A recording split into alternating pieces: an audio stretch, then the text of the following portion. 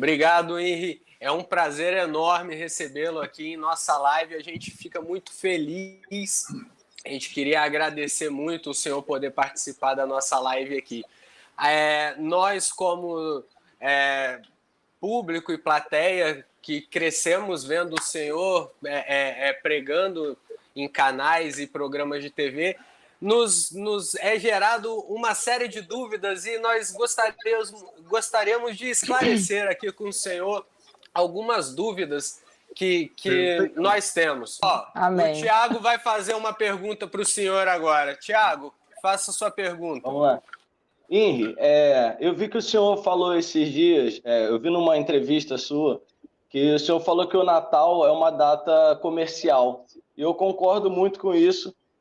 Eu entendo também que a tradição de dar presente no Natal vem da história dos 3 reis magos, né, que deram ouro, mirra e incenso. Eu ia até perguntar o que é mirra, mas eu prefiro perguntar o seguinte: o que o senhor acha das pessoas que usam da fé para fins comerciais?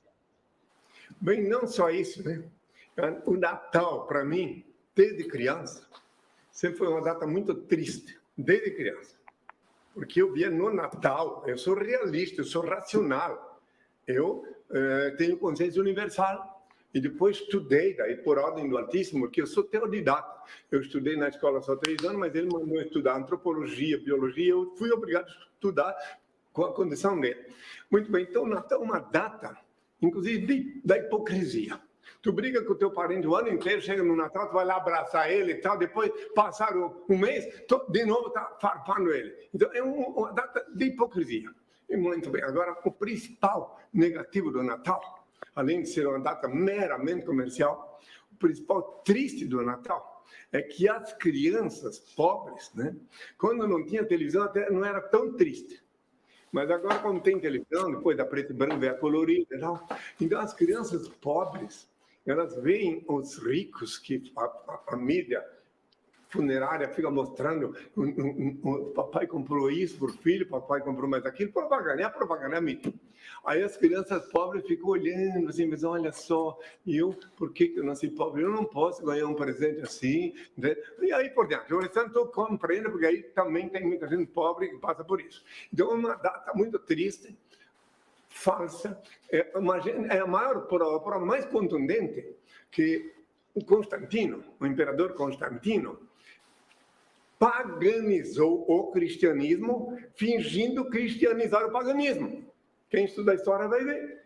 A data, 25 de dezembro, é a data que comemorava o nascimento do sol, o Natal dos Soles, o Mitra, etc. Solstício de inverno, né? As coisas que o Constantino fez para dominar os cristãos, que naquela época ele viu que matar não adiantava. Ele matava os cristãos, se multiplicavam, porque os parentes que ainda não eram cristãos viravam cristãos. Então ele resolveu: não vou parar de matar.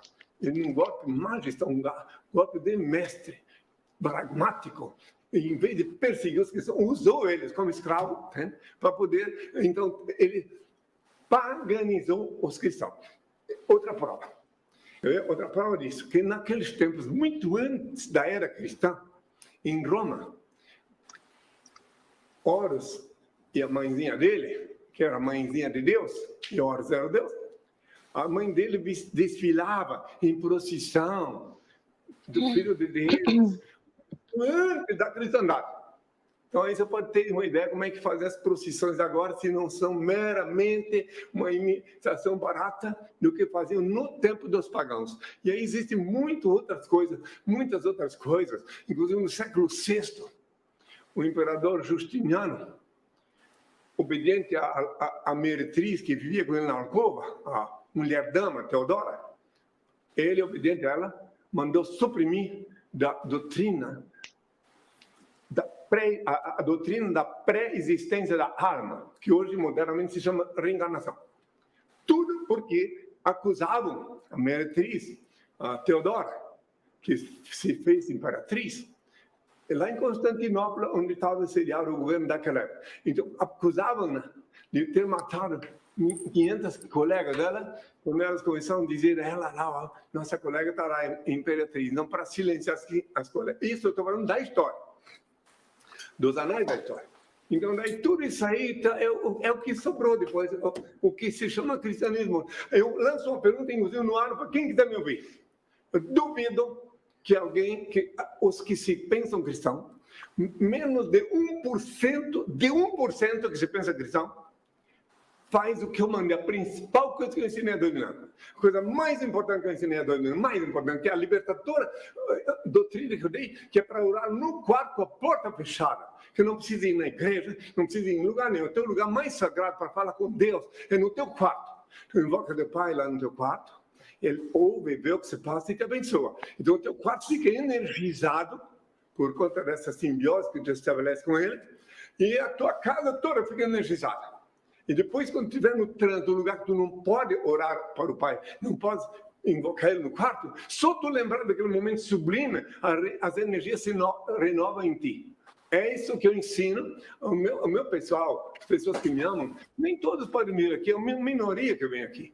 Mas eles aprenderam e dizem para mim, olha, agora aprendi a falar para o Pai diretamente. Então, se depois que eu disse, tu, quando orares, entra no teu quarto, fechar a porta, ora ao teu Pai Celeste, em segredo ele vê o que se passa e já pensou, Mateus 6, versículo 6, por que tu tens 6 escravos de cabresto religioso? Outra coisa mais importante, já que estamos falando desse assunto, só para finalizar essa parte da iconoclastia, contra os dogmas.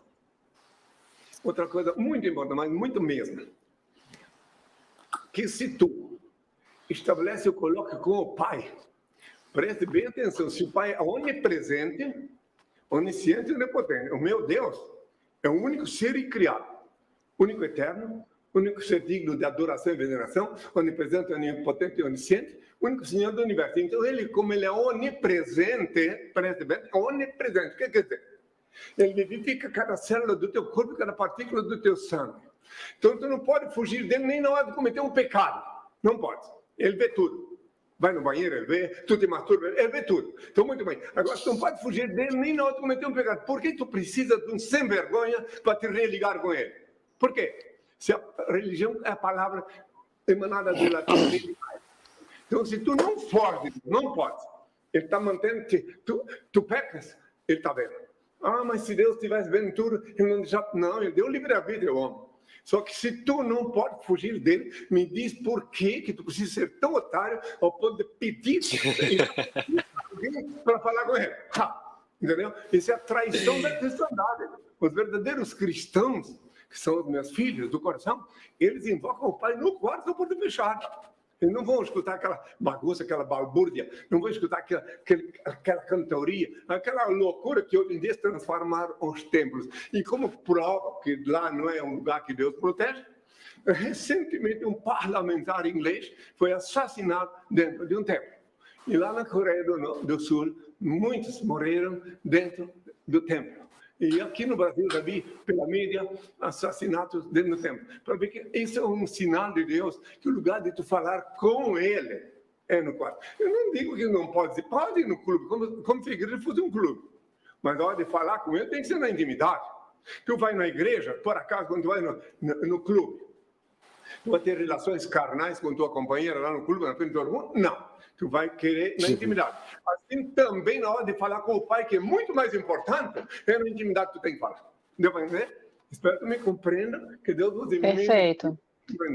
Muito bom, Henri. Perfeito. Maravilhoso. Isso aí.